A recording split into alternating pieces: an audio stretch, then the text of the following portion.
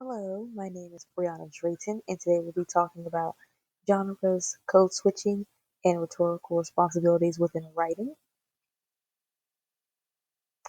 For code switching refers to the process of switching from one language or dialect to another. In this situation, it would be more of writing like within a essay or a paragraph in an email. This is because instead of writing in a more casual setting with a friend, writing in a more academic way comes through a more formal level of writing.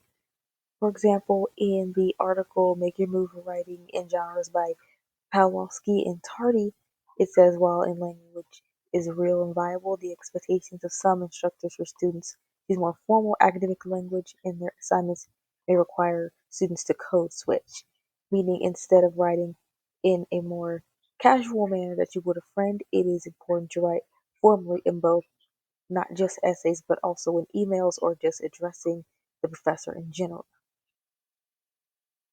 Now to go on to genres.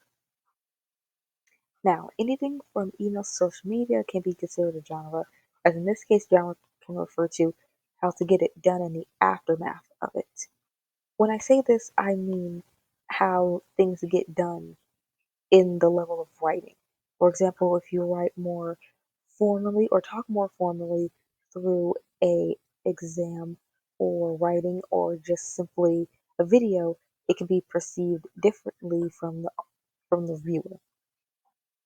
As it is said, even in the article Code Switching in a Digital Age, Text Speak in Academic Writing by the author Dittmore, it says you may not realize it, but the email written to a teacher in this situation could be considered genre.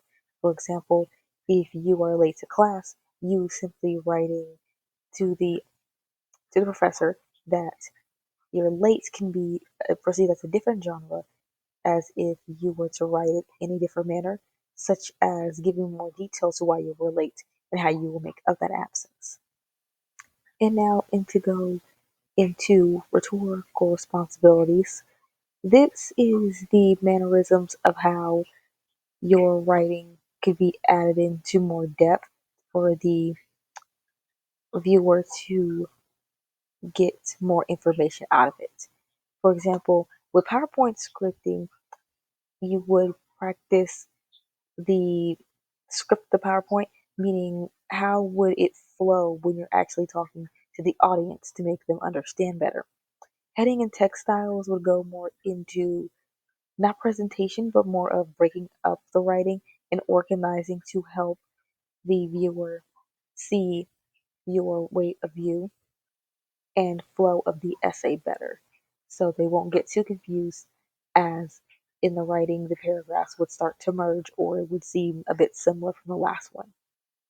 Adding pictures would just be able to add more depth or describe the details in the article. You would usually see these in more science writing, stuff like that to help the viewer get more of a visual view to see how something is being described in their head.